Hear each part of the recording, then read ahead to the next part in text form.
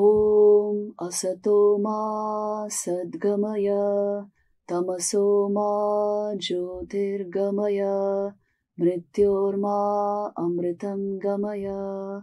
Om shanti shanti shanti.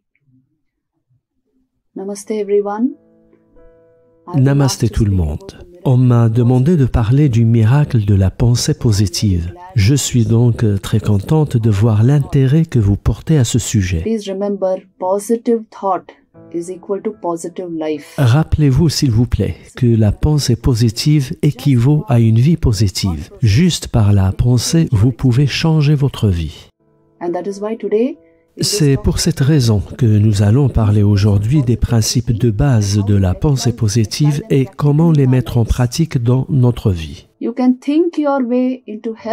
Par la pensée, vous avez le pouvoir de manifester la santé, l'abondance, de grandes réalisations, une grande carrière, de grandes relations. Et vous avez, par la pensée également, le pouvoir de vous en éloigner. Vous l'avez peut-être constaté dans votre propre vie. Des pensées positives en quantité suffisante vous donnent assez d'énergie pour faire ou réaliser tout ce que vous voulez. A contrario, sans pensée positive et sans comprendre le mécanisme de votre pensée, vous ne faites que broyer du noir. Vous êtes dépressif et anxieux et vous n'avez plus d'énergie pour réaliser quoi que ce soit. So positive thinking is the great miracle. Thought is the master key to a great life.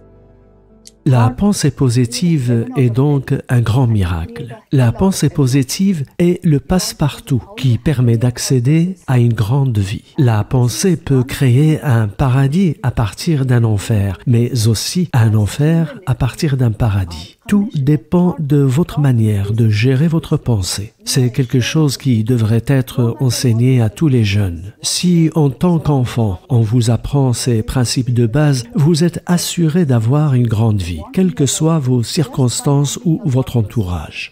Parce que, rappelez-vous, s'il vous plaît, que ce que vous pensez finit par se manifester dans votre vie. C'est cela le pouvoir de la pensée. Elle devient une réalité. Regardez, s'il vous plaît, les objets autour de vous. C'était des pensées dans l'esprit de quelqu'un. Vous avez peut-être autour de vous des chaises, des tables. Chacun de ces objets était une pensée dans l'esprit de quelqu'un. Une pensée qui est devenue si intense qu'elle s'est matérialisée sous forme d'objet. Donc, tout est produit par la pensée. Et si nous ne savons pas comment gérer le mécanisme de la pensée, cela veut dire que nous n'avons pas appris les fondamentaux de la vie. Laissez-moi vous présenter les principes de la pensée positive. Le premier principe affirme qu'on devient ce qu'on pense de façon répétitive. S'il s'agit de vous-même, vous deviendrez ce que vous pensez de façon répétitive. S'il s'agit de quelque chose, cette chose finira par se manifester dans votre vie. Par exemple, si je ne cesse de répéter avec ma pensée que je suis heureux, que je réussis, que je suis quelqu'un qui est capable de réaliser tout ce qu'il veut dans la vie, cela deviendra mon expérience. Pareil, si je me répète sans cesse des choses comme « j'ai peur, je suis vraiment inquiet », si j'ai tendance à penser de cette manière, alors ce sera mon expérience. C'est ce qui se manifestera dans ma vie.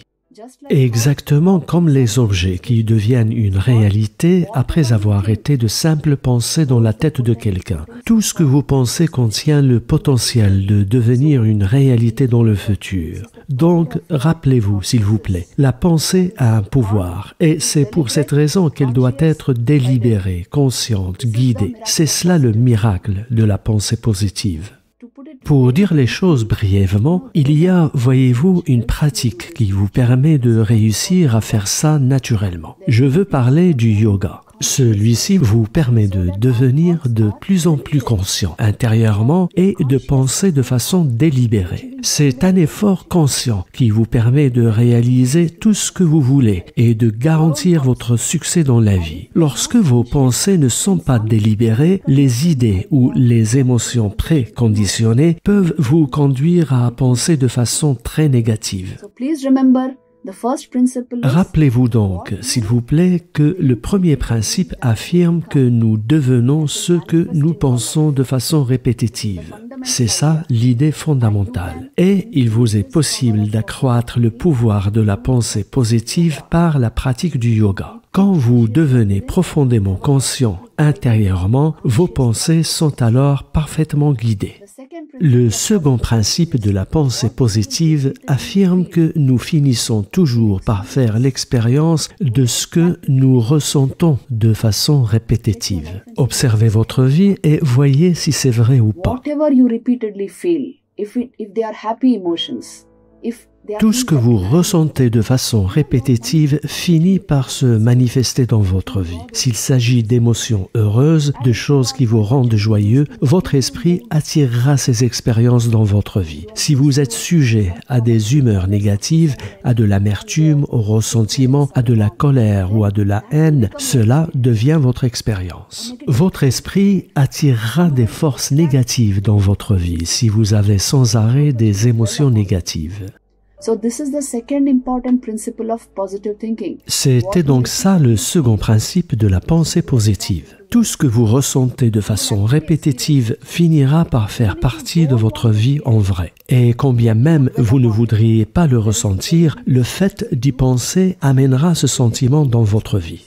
Il ne faut donc s'attarder que sur la positivité. Il faut rayonner la positivité par le biais d'une pensée bien guidée. C'est juste une question de pratique. Vous devez pratiquer la pensée positive et les sentiments positifs. Third principle of Le positive troisième principe de la pensée positive concerne votre imagination. Vous créez ce que vous imaginez. everything around you Tout was ce que vous voyez autour de vous se trouvait dans l'imagination de quelqu'un. C'est cela le pouvoir de l'imagination humaine, le pouvoir de l'esprit. Une image se forme dans l'esprit et le lendemain, la voilà qui devient une réalité. Ce que vous imaginez deviendra la réalité de votre vie. So remember these three Donc, rappelez-vous ces trois facultés, la pensée, le sentiment et l'imagination. Nous en avons été dotés pour qu'on puisse s'épanouir dans la vie, pour qu'on puisse réaliser le but de notre naissance humaine, et non pas pour nous conduire à telle ou telle forme de négativité. But if they are not to a certain extent trained, if you do not practice this miracle of Mais si vous n'êtes pas un tant soit peu entraîné, si vous ne pratiquez pas ce miracle de la pensée positive de façon consciente, vous pourriez être sujet à la dépression et à la négativité. La tristesse, la mauvaise humeur dont on n'arrive pas à se débarrasser, les pensées et les habitudes compulsives, tout cela peut s'inviter dans votre vie si vous ne comprenez pas ces principes. C'est une question de pratique délibérée. Il s'agit de pratiquer la pensée, le sentiment et l'imagination positive. C'est cela l'essence du miracle de la pensée positive.